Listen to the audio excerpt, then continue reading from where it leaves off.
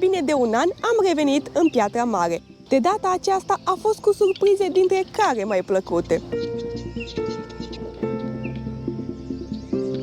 Ce să mai zic de peisajele superbe și mirosul proaspăt de primăvară. Flori care de care mai frumoase, un adevărat spectacol al ochilor și al simțurilor. Cine ar fi crezut că la început de aprilie o să merg pe munte în pantalon scurt și în tricou și o să-mi fie cald? După cum cel mai probabil v-ați dat seama, am pornit într-o nouă aventură, de data aceasta în Piatra Mare, munte unde nu am mai fost de mai mult de un an de zile. Traseul ales de astăzi a început de la Dâmbul Morii și acum mă îndrept spre Prăpastia Ursului. Nu prea am filmat până acum pentru că era foarte, foarte aglomerat, deci nu voi să știți cât de mulți oameni erau pe traseu până acum. Acum s-a mai eliberat, cum am schimbat traseul și am plecat spre Prăpastia Ursului, însă sunt foarte mulți care merg spre canionul 7 Scări și este foarte aglomerat, mai ales că asta este duminică. Inițial m-am gândit, băi, dacă mai are rost să filmez asta sau nu, dar până la urmă am zis că trebuie să filmez, că până la urmă și acesta este un motiv pentru care vin pe munte. Până aproape de canionul 7 Scări, marcarul a fost bandă galbenă. De acolo am intrat pe triunghi albastru și mai am undeva la 10-20 minute până la Prăpastia Ursului. Nici eu nu știu, nu am mai fost niciodată pe aici. Pare destul de liber acest traseu, pare destul de sălbatic așa, în comparație cu cea care merge spre canionul 7 Scări.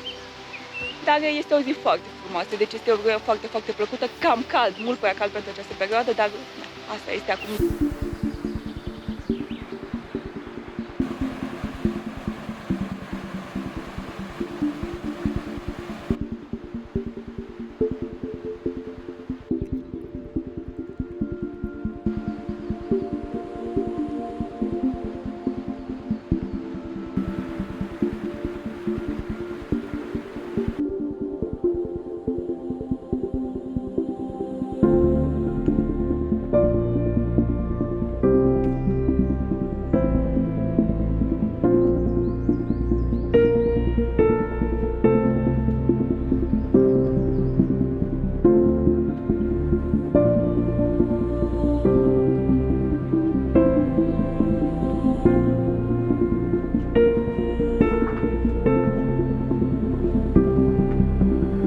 Mi-a irritat să trec pe la Prăpastia Ursului. Este chiar frumoasă, chiar este spectaculoasă. Pereții aceștia de calcar sunt atât de impunători. Nu știu dacă se poate vedea pe filmare cât de mari sunt ei în realitate, dar sunt foarte, foarte înalți, foarte masivi.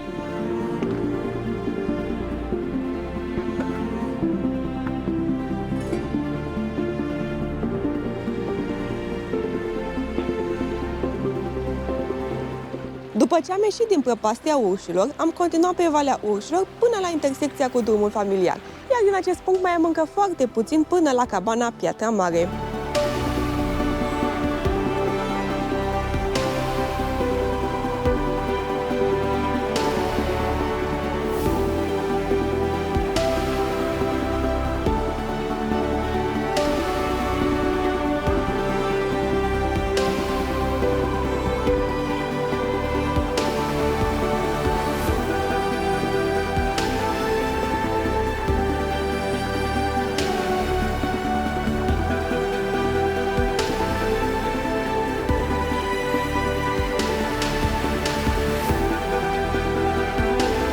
Am trecut acum de cabana Piatra Mare. M-am oprit, o să iau o pauză imediat. Însă m-am întâlnit cu cineva pe traseu care mi-a dat un pont, că ar fi un cocoș de munte un pic mai sus. Și vreau să văd dacă îl găsesc mai întâi. Sper să am noroc să mai prind. Și uite că am avut noroc!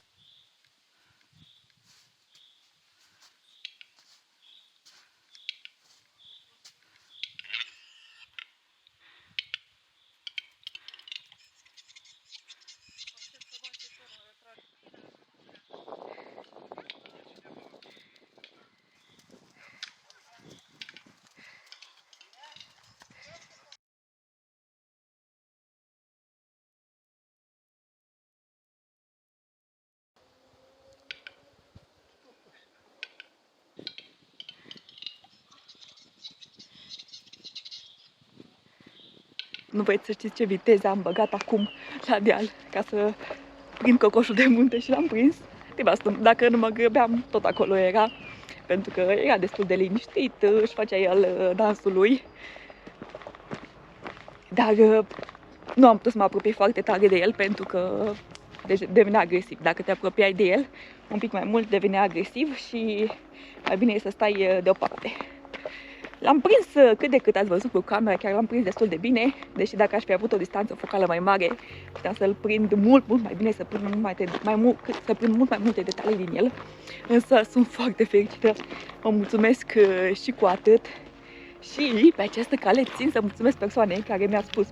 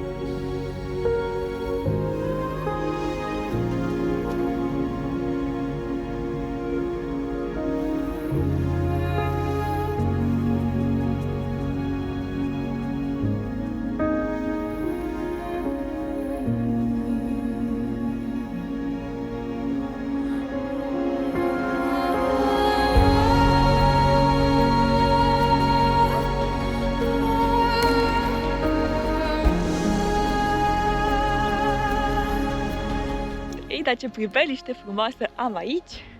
M-am oprit la unul din punctele de belvedere, undeva înspre traseul, spre cabană, traseul de întors dinspre vârf. Bine, am urcat pe vârf, după cum știți. Am deja un episod în care am urcat pe vârf Piatra Mare. Este acum mai mult de un an și s-a făcut iarna, unde e atât de multă zăpadă și e așa de frumos. Însă, acum am oprit la un punct de belvedere, de deasupra cabanei, și se vede atât de frumos spre vârf. Pe traseul spre vârf, aceste stânci calcaroase, impunătoare, semețe, se văd foarte frumos. Cât de frumos se vede toată această zonă, toată această pădure în depărtare. Sunt munții Ciucaș, munții Neamțului, munții Siriu, munții Baiului. Ce frumos se vede și spre Brașov, în partea aceea. De la cabană se vede mult mai frumos spre Brașov. Acum o să cobor, o să filmez câteva cadre și acolo. Dar este incredibil. Am filmat un pic cu drona, nu prea mult, pentru că bate cam tare vântul. Sunt rafale așa undeva la 30 de km pe oră.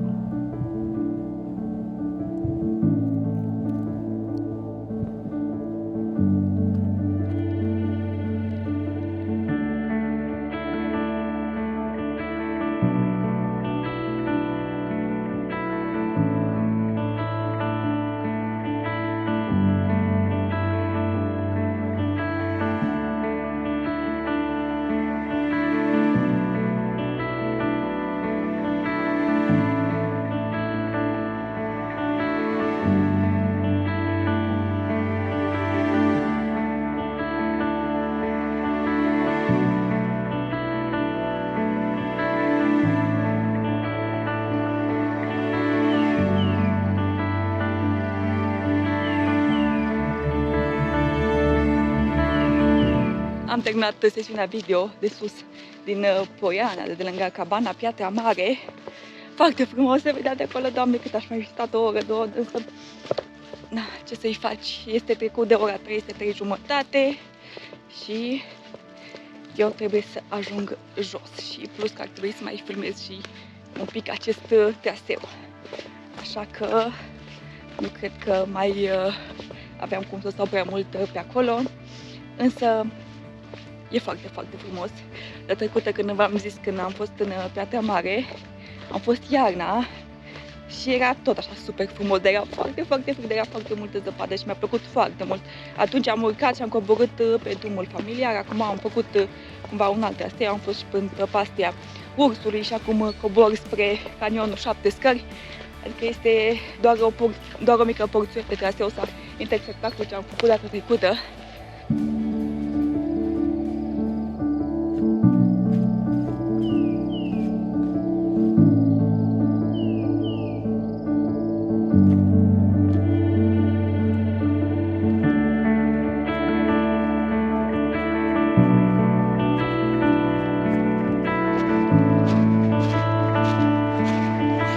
traseul de coborâre este mult mai accidentat decât cel pe care am urcat. Este foarte multă stâncă, se coboară destul de susținut. În mod normal, trebuia să urc pe acesta și să cobor pe celălalt, dar de unde să știu eu că acesta e mai abrupt ca acela? Bine, sincer, nici nu am căutat foarte mult informații să văd exact cum este acest traseu. Am zis că văd eu la fața locului, mă descurca. Da, nu e ceva foarte greu, însă se coboară susținut. Să vedem dacă o să țin așa până jos, cel puțin până la canion. Sunt sigură că o să coboare destul de susținut. Dar oricum, pe parcurs ce avansez, pare că panta se mai domolește. Ceea ce e și normal, într-un fel. Dar e foarte frumos, chiar îmi place foarte mult. Ce frumos se vede, foarte frumoasă această pădure, atâtea flori. Este o adevărată încântare. Să faci traseul în perioada aceasta de primăvară, este un miros atât de profund, atât de plăcut, care îți dă așa viață. Acest miros, ador acest miros de primăvară. Primăvara este și anotipul meu preferat. Atunci când totul reînvie, când totul este atât de frumos, încântător, ce să mai zic.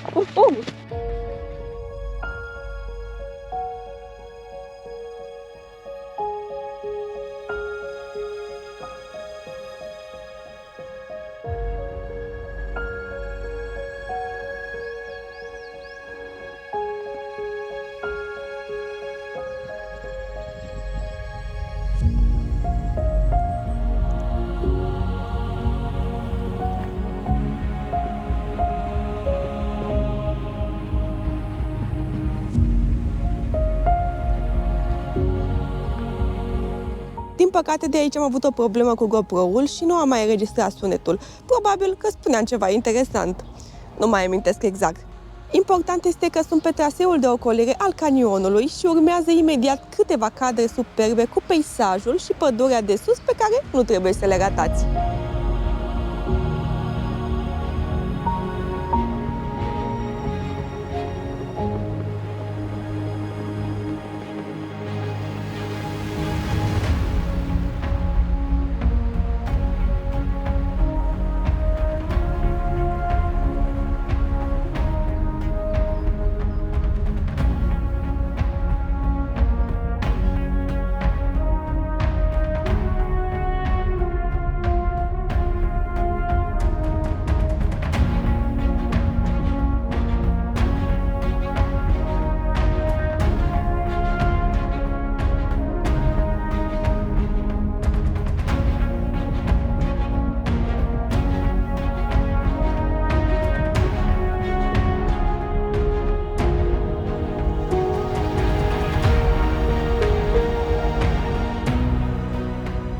Am zis eu că o să vă placă. Traseul mie mi-a luat aproximativ 7 ore jumătate, cu tot cu pauzele de filmat incluse.